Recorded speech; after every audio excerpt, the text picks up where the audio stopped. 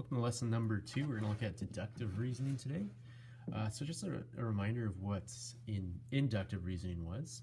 So with inductive reasoning, that's the type of reasoning which we make a conjecture, and we make a conjecture based on either our own experiences of what we've seen before or different observations or patterns that we've made with a relationship, right? So with previous examples, you had Pascal's triangle, or you had circles you were adding to a figure, and you added the same number of circles each time, right? So with inductive reasoning, we are trying to determine if this is figure 1 and this is figure 2, then what will figure 3 look like? And then we would make figure 3 based on the relationship that occurred previously, and then we would make a rule based on this. But when we're using deductive reasoning or logic in order to form a conjecture, we're arriving at kind of a different conclusion based off of different evidence. And so, for example, Susie dropped off film at Quick 1 Hour Photo. Quick 1 Hour Photo advertises that your film will be developed within 1 hour or there's no charge. So if Susie drops off her film at 10 o'clock a.m. and it's not developed until 11:15, what can Susie deduce from this information?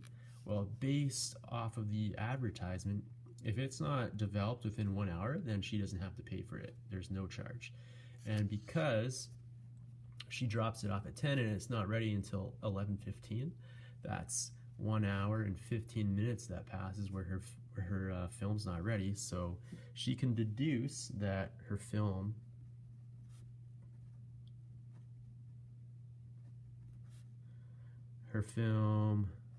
will be developed for free.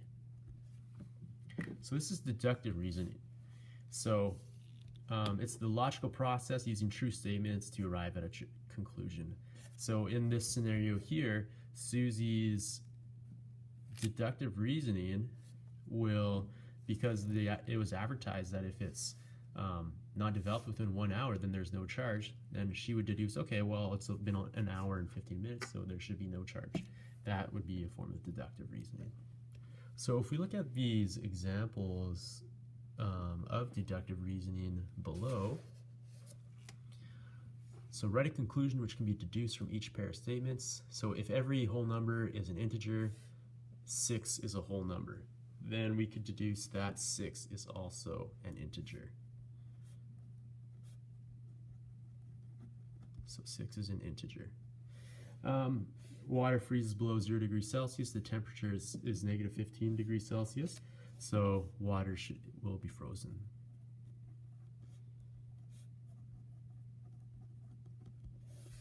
So when we're forming statements based off of deductive reasoning, or also known as logical reasoning, we form a theorem. And so a theorem is a statement which can be proved using logical or deductive reasoning.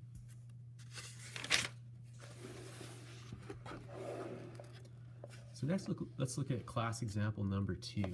So the sum, in lesson 1, class example 4, we use inductive reasoning to write a conjecture that the sum of 3 consecutive numbers is divisible by 3. So use deductive reasoning to prove the following conjecture. The sum of any 3 consecutive integers is a multiple of 3. And so the first thing we need to do is we have to think about a notation in which it'll be true for any number. And so for my first number, I'm going to say let n minus 1 equal integer number 1. And then I'll say let n equal integer number 2. And then I'll say let n plus 1 equal integer number 3. And so n minus 1 is my first integer, n is my second integer, and then n plus 1 is my third integer. Using this notation of n, we could substitute any number into this notation, and it'll be true. And so, for example, if the sum of any three consecutive integers, so these are all integers that come right after one another, if I were to input that into into an equation, then I would get 3 times that integer, or a multiple of 3. So first of all, n minus 1, and I'm adding them all together because I'm looking for the sum of them, plus n plus n plus 1 should be a multiple of 3n. And so 3n is 3 times any integer, and therefore is going to be a multiple of 3. And so if we look at what we just did here, so n plus n is the same thing as saying 3n, because we'll have this negative 1 and this positive 1 which will cancel out. So if I were to take away the brackets here, n minus 1 plus n plus n plus 1, I got my minus 1 and my positive 1, which will cancel out, and then 1n, 2n, 3n is equal to 3n. So based off of this, if we're using deductive reasoning, based off this conclusion, we can form the rule or the theorem that will prove the statement true. So now we're going to look at class example number 3. So complete the chart and make a conjecture using inductive reasoning. So let's see, test 1. Choose a number less than 10. So we're going to choose the number 1. And if I add 7 to this, 1 plus 7 is 8.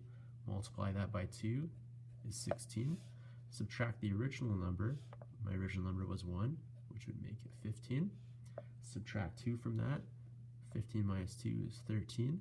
And then subtract the original number of 1, which would give me 12. And let's try it again. Test case 2. Choose number less than 10, and we'll just go up by 1, so we'll go 2. Add 7, we get 9. Multiply by 2, we get 18. Subtract the original number, which was 2, we get 16. Subtract 2 from that again, we get 14.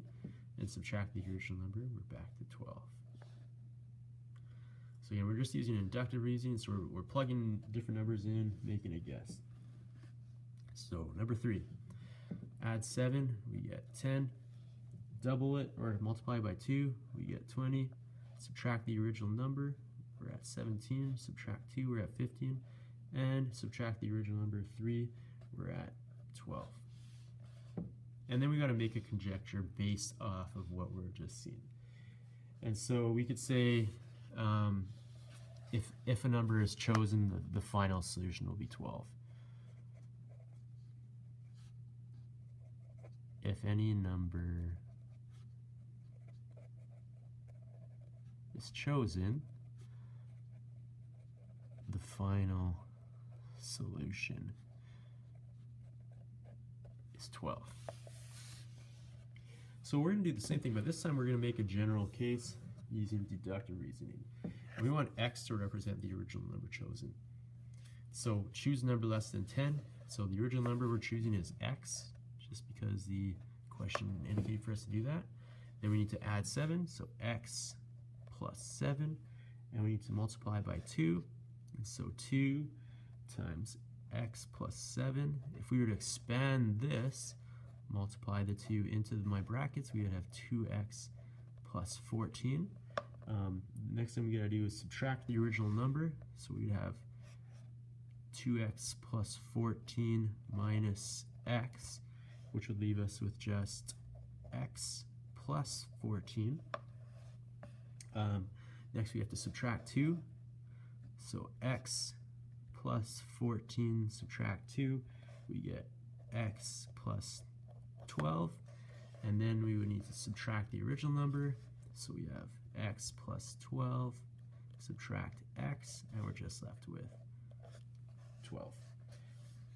So what have we done here? Well, we've proved that whatever original number is chosen, so whatever number you want to use to put in x, the final answer is 12.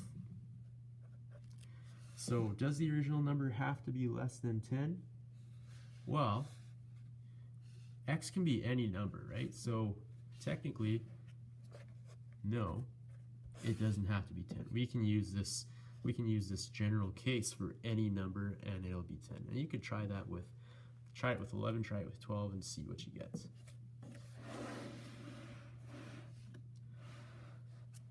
All right, here's a quick note for you guys to read. So you can pause the video here and read that. And I'm going to continue with the last two examples. So explain why 2n, if n is an element of natural numbers for even numbers, can be used to denote every even number.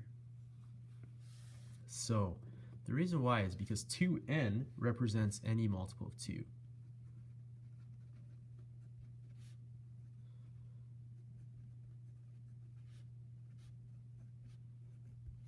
So n can be any number, but 2n, if we double an odd number, we're going to, if we're going to get even numbers for any number n that is doubled.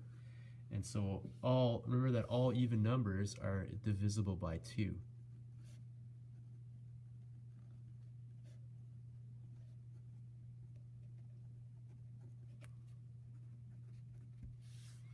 And 2n minus 1, where n is an element of natural numbers, can be used to denote every odd number, is because every odd number is 1 less than an even number. And if every even number can be represented by 2n, then every odd number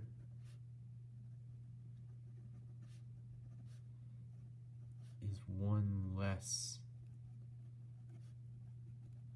every even number.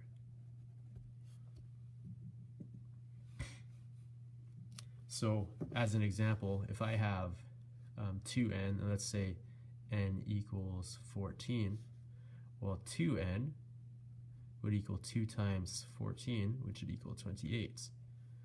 But 2n minus 1, if 2n is equal to 28, then 2n minus 1 would be 2 times 14 minus 1, which would be 28 minus 1 would be 27. We have an odd number.